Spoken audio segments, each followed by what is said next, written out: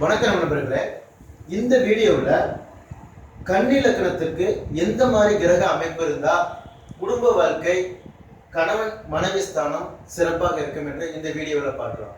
இப்போ கன்னி லக்னமாகி லக்னத்துக்கு 2ஆம் அதிபதி, அதாவது குடும்ப ஸ்தானாதிபதிங்கிற கிரகம் ஆட்சி பெற்றிருந்ததுன்னா ரொம்ப நல்லா இருக்கும். இதே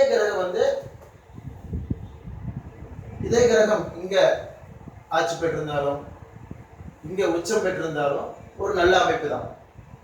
அப்ப குடும்பஸ்தானம் அவங்களுக்கு பாதிப்பு ஏற்படுது. அடுத்தது இந்த ஜாதகருக்கு 7ஆம் அதிபதி குரு. இந்த குரு ஆட்சி பெற்றிருந்தா மிக நல்லது. ஒரு 7ஆம் அதிபதி ஆட்சி பெற்றிருக்கிறது நல்லது. அடுத்து உச்சம் பெற்றிருந்தாலும் மிக சிறந்த அமைப்பு. இந்த சுக்கிரன் குரு இந்த 2 கிரகங்களும் குடும்பத்தையும் கணவன் மனைவியும் ஒரு சிறப்பான வாழ்க்கையை ஏற்படுத்தக்கூடிய கிரகங்கள் இந்த லக்னத்துக்கு. இந்த 2 கிரகங்களும் 3, 6, 8, 12ஆம் இடங்கள்ல மறைஞ்சு போயிடக்கூடாது. அப்படி மறைஞ்சு போயிருச்சு அப்படின்னா அவருடைய வாழ்க்கையில பிரச்சனையா தான் இருக்கும். அதனால இந்த மாதிரி மறைஞ்சு போகல அப்படின்னா அவருடைய வாழ்க்கை பெரிய பாதிப்புகள் எது வரக்கூடிய வாய்ப்புகள் ரொம்ப குறைவு. அடுத்ததாக இந்த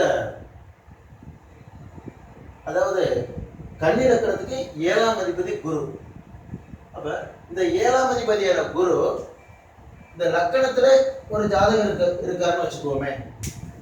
இந்த லக்கணம் ஒரு பெண் லக்கணமா இருக்குது அப்படின்னா இந்த பெண்ணுடைய கணவர் மனைவி சொல்றதுதான் கேட்பாரு. இதே பாத்தீங்க அப்படின்னா இந்த லக்னாதிபதி, அதாவது கன்னி லக்கணத்துக்கு அதிபதி புதன்.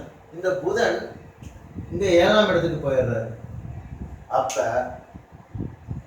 கணவனா இருந்தா மனைவி பேச்ச கேட்பாரு, மனைவியா இருந்தா கணவன் பேச்ச கேட்பாங்க. இந்த மாதிரி அமைப்புகள்லாம் ஒரு வாழ்க்கையை சிறப்பா இருக்கிறதுக்கு உங்களுக்கு இந்த மாதிரி கிரக அமைப்புகள் ஒரு நல்லதை ஏற்படுத்தக்கூடிய கிரக அமைப்பு தான் இதெல்லாம். அதாவது வாழ்க்கை சிறப்பா இருக்குன்னா இந்த மாதிரி கிரக அமைப்புகள் இருக்கிறது நல்லது. ரொம்ப நன்றி.